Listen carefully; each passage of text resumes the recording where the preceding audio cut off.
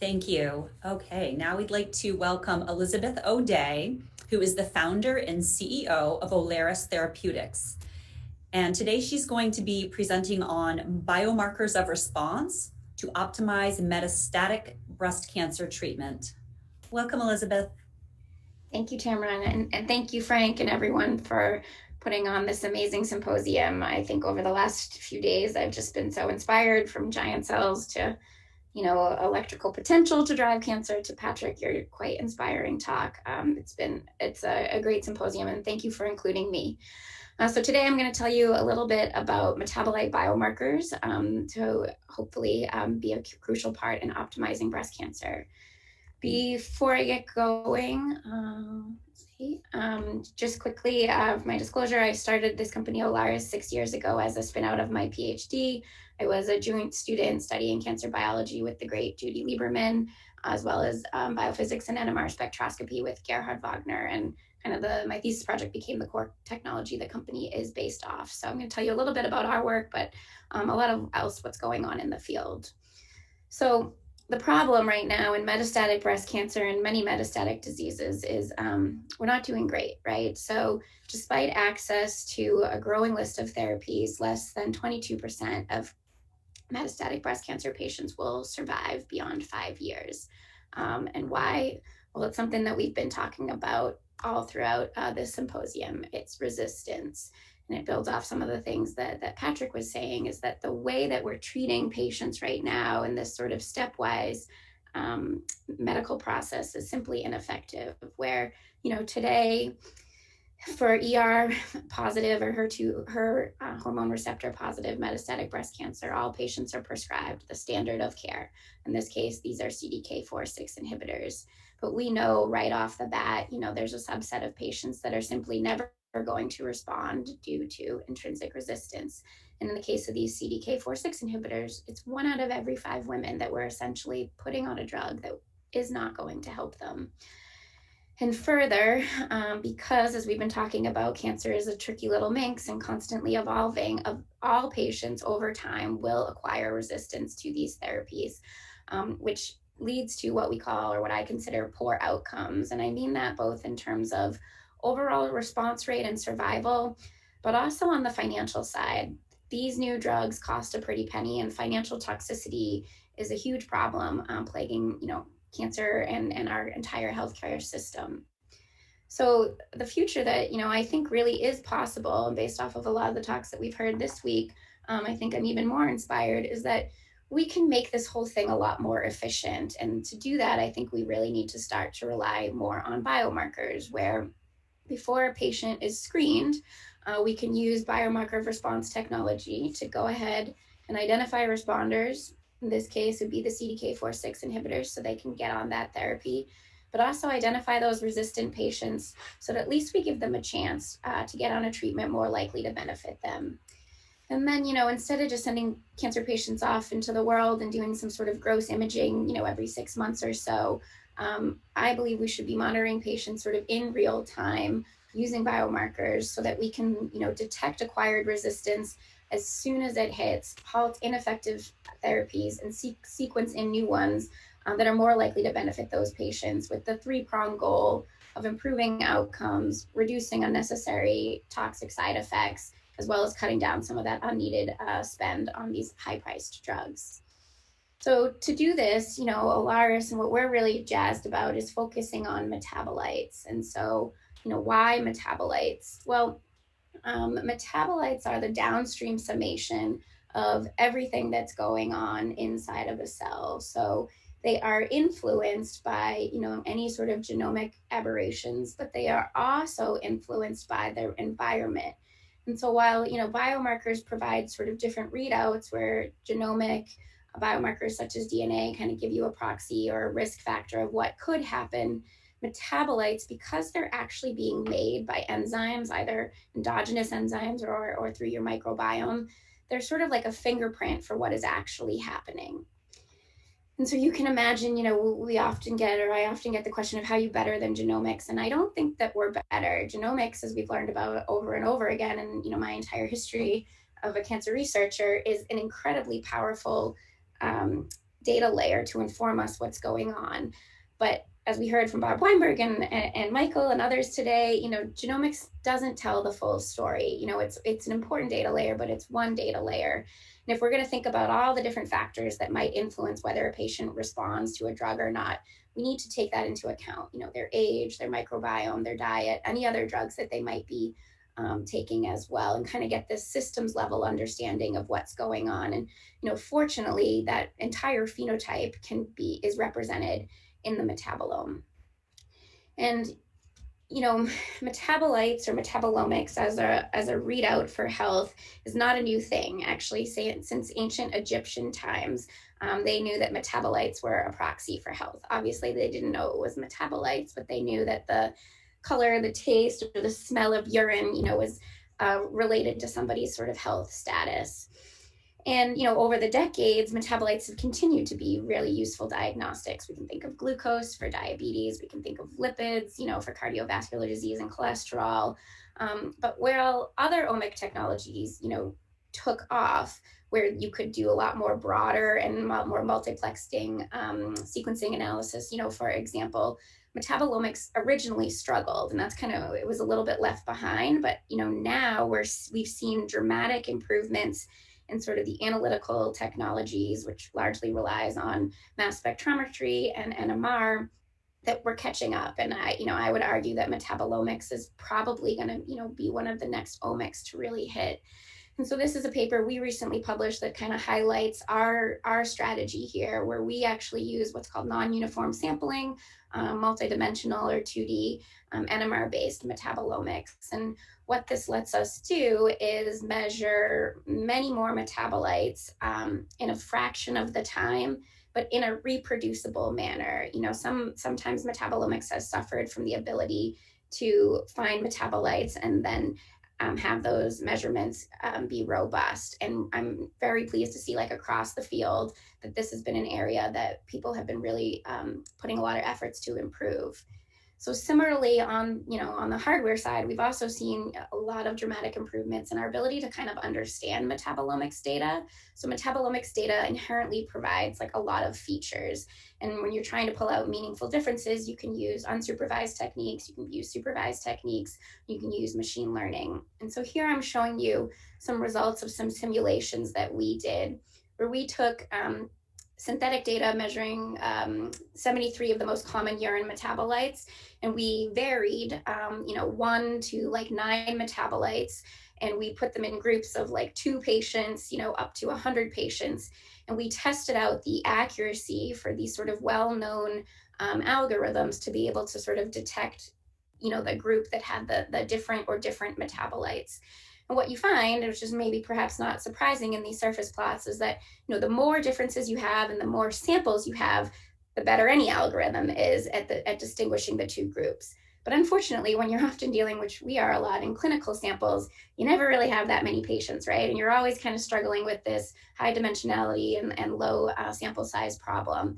And so us and many others have been developing new techniques and new algorithms that can try to take this into consideration, and I'd say move away from more black box machine learning into sort of clear box, where we take advantage of the fact that metabolites are actual things and they're connected through pathways. So can we use that information to create new algorithms that kind of across different conditions might give us more stable predictions and accuracies in terms of predicting response and patient classification. So I'll show you that a little bit more in a case study.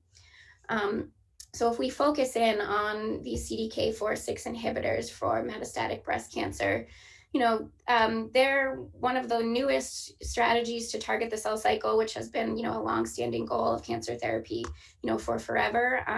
As we all know, the cell cycle is highly regulated, and as the cells transition from the G1 to S phase, it is controlled in part by the CDK4 or 6 complex, and when it binds to cyclin D1 to form an active kinase.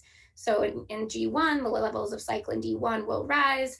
They bind to CDK4 or CDK6 to form this active kinase, which will phosphorylate RB to release the transcription factor E2F, which can then set off the synthesis of all the genes necessary for the cell to progress through the S phase. So people again have been inhibiting the cell cycle for a long time, but there's usually been sort of a selectivity issue and some off-target effects.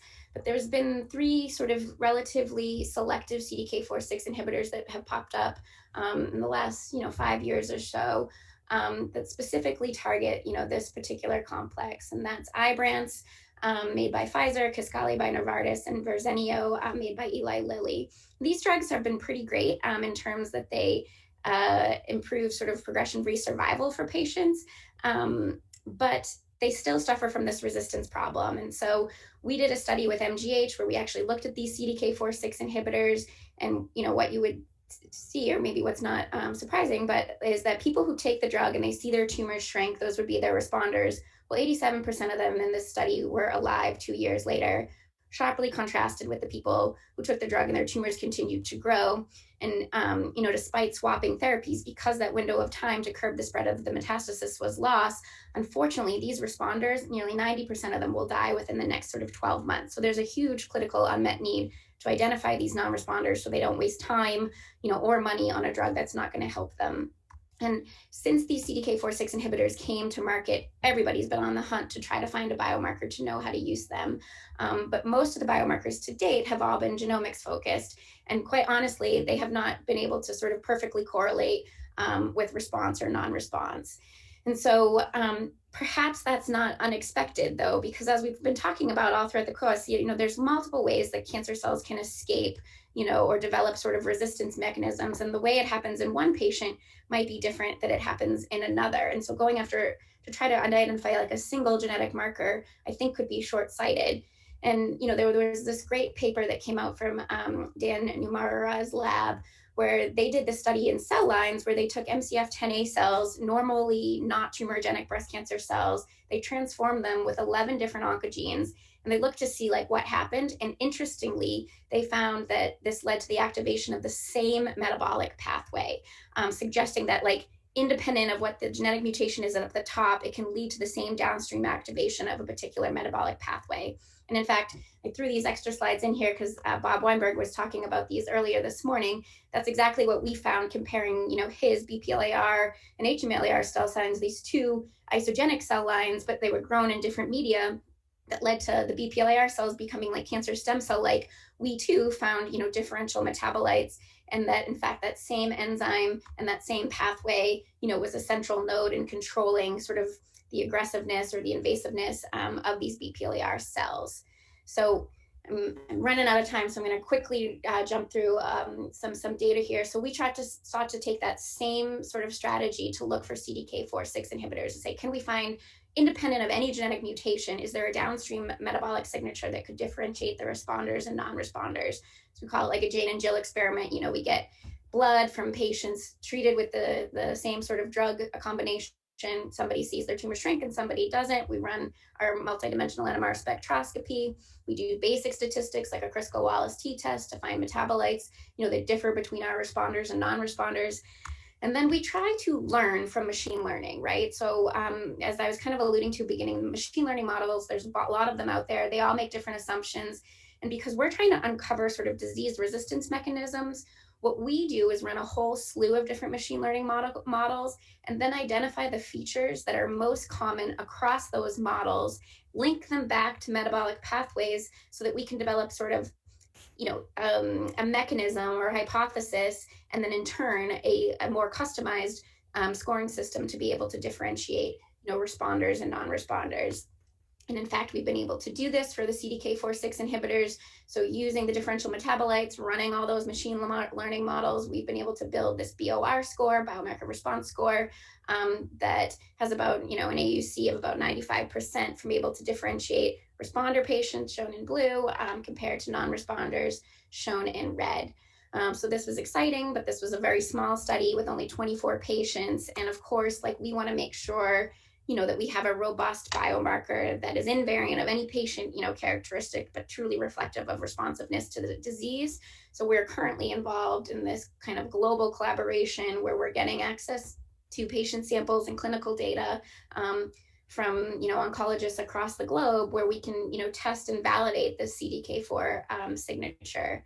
And so, just sort of in closing, as we've been talking about biomarkers and their use, and the needs to kind of improve care, I think metabolism and metabolites, will be a big part of that. I used to teach metabolism, and I would use this as one of my first slides, that altered metabolism has been linked to almost every disease out there. And if we can take that and compare it and understand what makes a healthy cell and a disease cell, we might come up with new diagnostics, new therapeutics, and even new sort of preventative measures. And so I truly believe, as we're thinking about the future of medicine, that we can and should, on the label of every awesome new drug that comes to market, have an MOA and a BOR.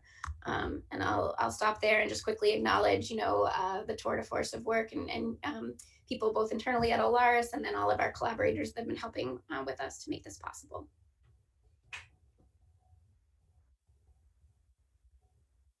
Excellent. Tamara, do we have time for questions?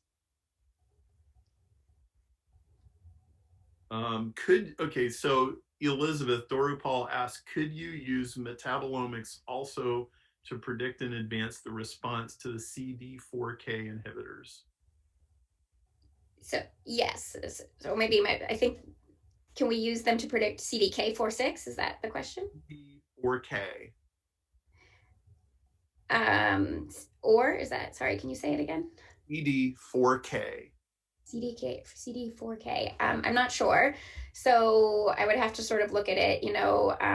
Metabolism, maybe as I just pointed out here, underlies a lot of different pathways, right? So, I think will every disease have a metabolic link? Probably not, but will a lot? Yes. We've seen it in things from cancer to aging to diabetes, and things like that. So, okay, Henry Hang says, since environments influence metabolic profile, how do you sort out cancer-specific changes? Yeah, so the great thing about metabolites is they're influenced by everything. And then the terrible thing about metabolites is that they're influenced by everything. So study design becomes very crucial here. So we are actually just about to submit a sort of a review that categorizes metabolite changes associated with X, Y, and Z. And so there are metabolites right now that could differentiate me from you, Perry, right? And that could be telling our sex, telling our age, telling where we've recently traveled. So what we try to do is first catalog and create a database of those metabolites that we know are influenced by those other factors. And then when we're looking for disease specific or drug responsiveness specific metabolites, either if we can control in the metadata, or in the clinical trial, which is sometimes hard to do, to make sure that those aren't potential confounding issues, or make sure or look for disease variances that would exceed that. So like, for example, you can do simple things like making a fold change cutoff. Like food will change metabolite levels like from a decrease to about 0.5 to an increase of about 1.5 fold. So often when we're looking at metabolites that could be contributing to drug responsiveness, we make like a simple fold change cutoff to help in those areas. Not saying we've solved it perfectly, but that's one of the ways that we're trying to do that. Thank you.